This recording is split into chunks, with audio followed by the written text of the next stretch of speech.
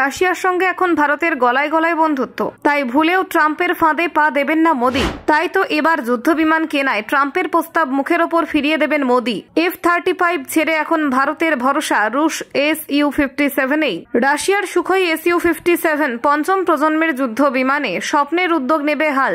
F-35 নয়, ভারতের আস্থা রাশিয়ার সুখোইয়ে। তাই এবার যৌথ উৎপাদনে এগোচ্ছে নয়াদিল্লি। মেক ইন ইন্ডিয়ার জন্য বড় ধাপ।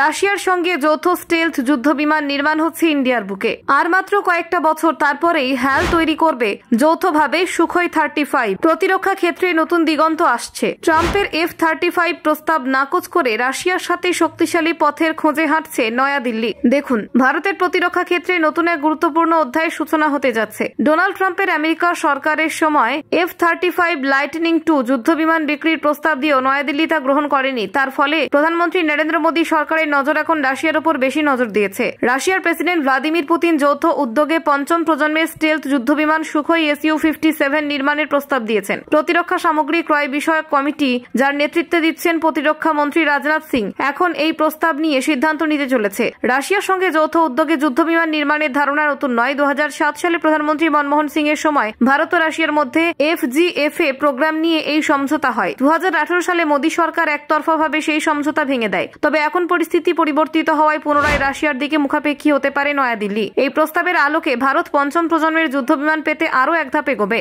ফ্রান্স থেকে 4.5 প্রজন্মের রাফাল যুদ্ধবিমান আনার পর ভারতীয় বায়ুসেনা পঞ্চম প্রজন্মের বিমান পেতে আগ্রহী হয়েছে। ফেব্রুয়ারিতে বেঙ্গালুরুর ইয়ালেহাঙ্কা বায়ুসেনা ঘাঁটিতে অনুষ্ঠিত অ্যারো ইন্ডিয়া 2025-এ মার্কিন F-35 এবং রাশিয়ার Su-57 বিমান প্রদর্শিত হয়। এর ফলে জল্পনা আরও জোরদার হয়। সেই সময় ট্রাম্পের প্রস্তাব এসেছিল নয়াদিল্লির কাছে। তবে ভারত তার স্থায়ী সামরিক কৌশল এবং প্রযুক্তি হস্তান্তরের গুরুত্বকে সামনে রেখে রাশিয়ার প্রস্তাবকেই গুরুত্ব দিচ্ছে। বিশেষজ্ঞরা মনে করছেন রাশিয়ার প্রস্তাবটি ভারতীয় সেনাবাহিনীর জন্য আরও গ্রহণযোগ্য।